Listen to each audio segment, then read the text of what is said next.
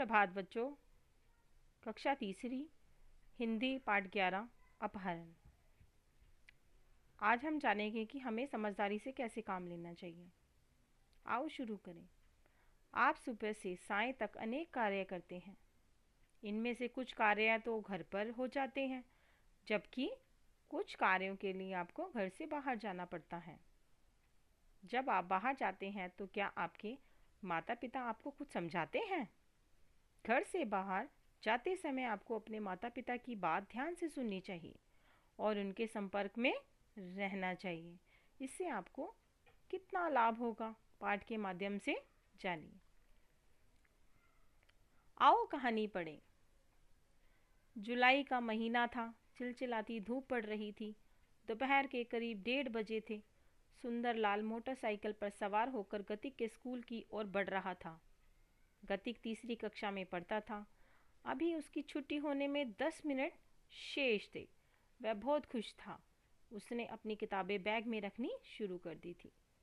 जैसे ही छुट्टी की घंटी बजी, वैसे ही हर तरफ से बच्चों का शोर आने लगा। विद्यालय के मुख्य द्वार पर अधिकतर बच्चों के माता पिता खड़े थे। हर कोई अपने बच्चे का बाहर खड़ा इंतजार कर रहा था। सुंदरलाल की निगाहें भी गतिक को ढूंढने में लगी थी। जैसे ही गतिक मुख्य दरवाजे के बाहर आया, वैसे ही सुंदरलाल ने उसका हाथ पकड़कर कहा, हेलो गतिक, कैसे हो? गतिक ने कहा, ठीक हूँ अंकल, पापा कहाँ हैं? उसने उत्तर देते हुए कहा, पापा हमारे घर हैं, आज सब वहीं खाना खाएंगे। साहब ने मुझे कहा था कि तुम गतिक को सीधे घर ले आओ, इसलिए मैं लेने आ गया। यह सुनकर गतिक को हैरानी हुई, क्योंकि उसके पापा ने वादा किया था कि आज वे स्वयं गतिक को लेने आएंगे और वहीं से सीधे विजय अंकल के घर जाएंगे। मम्मी भी साथ में आएगी, इसलिए उसका मन बहुत दुखी हुआ। उसने सुंदरलाल से कहा, अंकल, मैं पापा से बहुत गुस्सा हूँ, पहले मेरी पापा से बात कराओ। अब समझ में नहीं आ रहा था गतिक को कि ऐसा क्यों किया उसके पापा ने, क्योंकि उन्होंने लेने आना था और विजय अंकल के घर खाना खाने जाना था, पर उसके पापा नहीं आए।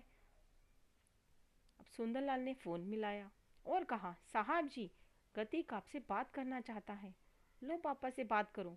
इतना कहकर उसने गतिक को फ़ोन दे दिया। हेलो पापा, आपने तो कहा था कि मैं लेने आऊँगा, फिर क्यों नहीं आए? गतिक ने फ़ोन पर सुना, कोई बात नहीं बेटा, तुम सुंदर के साथ आ जाओ। इसके बाद फ़ोन कट गया। मुख्य द्वार पर खड़ा सिक्योरिटी गार्ड सब कुछ देख सुन रहा था। उसने गतिक से पूछा, आपके पापा ने फ़ोन पर क्या कहा? उन्होंने कहा कि सुंदर के साथ आ जाओ, पर फ़ोन पर पापा की आवाज़ कुछ बदली सी लग रही थी। देखो गतिक ने कितनी समझदारी करी कि उसने सिक्योरिटी गार्ड को क्या बताया कि पापा की आवाज़ बदली सी लग रही थी।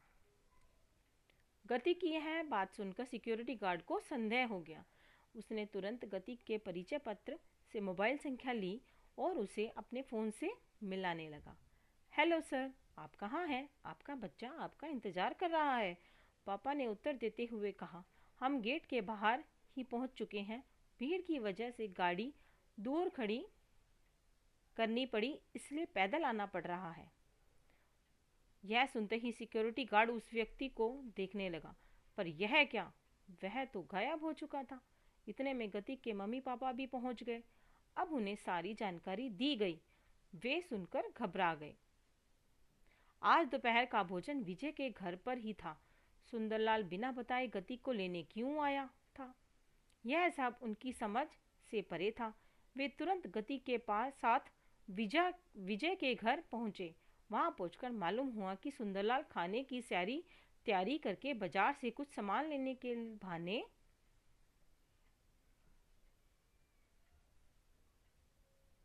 गया था, जो अभी तक ना लौटा था। विजय को सारी घटना की जानकारी दी गई।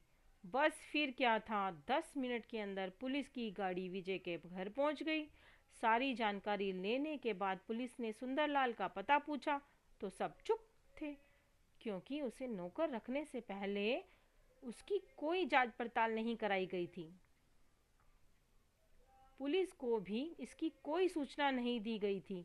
उस दिन के बाद सुंदरलाल कहीं दिखाई नहीं दिया। वह विजय की मोटरसाइकिल लेकर कहाँ चला गया था, किसी को कुछ पता नहीं चला। गतिक की सूझबूझ और सिक्योरिटी गार्ड की देखरेख की वजह से गतिक का अपहरण होने से बच गया। तो देखो, हम गतिक ने समझदारी से काम लिया तो उसका अपहरण होने से बच गया। उसने भी सूझबूझ से काम लिया और सिक्योरिटी गार्ड ने भी सूझबूझ से काम लिया। लेकिन जब भी कभी भी घर पर कोई नौकर रखा जाता है तो उसकी जांच पड़ताल भी जरूर होती है करवानी। ठीक है। और गतिक की तरह ही आप सबने भी समझदारी से काम लेना है, अपनी मम्मी पापा की बात सुननी है। घर से बाहर जब भी जाएं तो बिना पूछे मम्मी पापा से नहीं जाना चाहिए और अपनी मम्मी पापा की बात को ध्यान से सुनना चाहिए और उनकी बातों को मानना चाहिए। आज आप इस पाठ को अच्छे से पढ़ेंगे, ठीक है, और इस वीडियो को अच्छे से देखेंगे और सुनेंगे।